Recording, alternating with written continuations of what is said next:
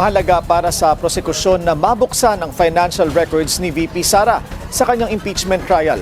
Pero kampante ang mga prosecutor na malakas pa rin ang kanilang kaso. Hindi man ito maisa publiko. Narito ang agenda report ni Isaiah Mirafuentes ng Abante. Live mula rin dito sa Senado. Isaiah.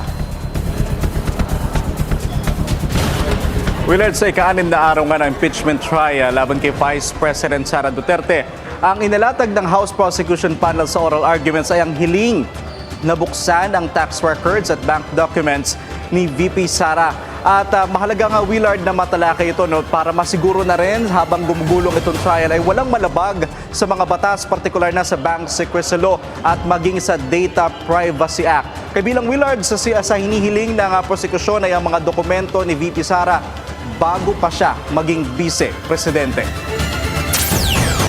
Ang pagkamkam ng hindi mapaliwanag na yaman, hindi ginawa sa iisang araw lamang. Dito magmula nung simulang araw na umupo bilang vice-presidente. So kailangan natin tuntunin kailan nagsimula to at nagpatuloy itong pagtatago nito hanggang umabot sa punto na siya ay vice-presidente na. Iginigiit ng prosekusyon na kahit pa ang saklaw ng impeachment ay ang pagiging vice-presidente lang ni VP Sara, mahalaga pa rin daw na mabuksan ang mga dokumento bago siya maging pangalawang pangulo. Noong nasa Kamara pa ang impeachment, naungkat ang bilyong halaga ng hindi umano tugma sa declared accounts ng bise. At kung sakaling malatag ang bank records at BIR documents ng bise, malaking tulong raw ito sa kahihinatnan ng kaso. Para sa amin, itong pagpresenta itong mga ebidensya na to, maibibigyan po ng lahat ng anggulo ang impeachment court na mag-decide sa kanilang judgment, mag-arrive into judgment with all the complete evidence and the whole picture in order for them to appreciate. Kung hindi man raw ito, mabigat pa rin ang mga ebidensya ng prosekusyon. Definitely, we have enough evidence to support each of the articles, and even if we don't have the documents that we are requesting for, we can support the prosecution of the 4 articles.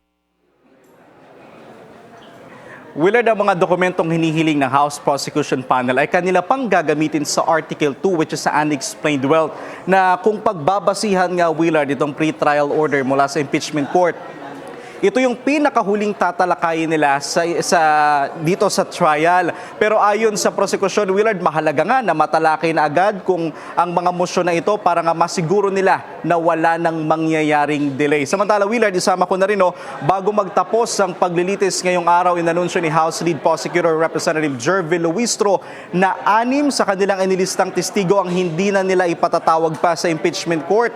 Yan ay sina Abby Andres na siyang sheriff na sinapak ni Vice President Duterte noong 2011, ang 2 mamamahayag na sila Micael Flores at Bonds Magsambol, isang psychiatrist, family members of victims of the threat, at ang panghuli naman ay ang PNP Firearms and Explosive Office Representative. At inaasahan nga natin, Willard, ang pinakahuling titistigo na kaugnay sa grave threats o sa Article 4 ay si Attorney Melvin Matibag na inaasahan nga nating haharap sa Martes. Willard. Maraming salamat sa iyo, Isaiah Mirafuentes ng Abante. Nag-ulat ng live mula rin dito sa Senado.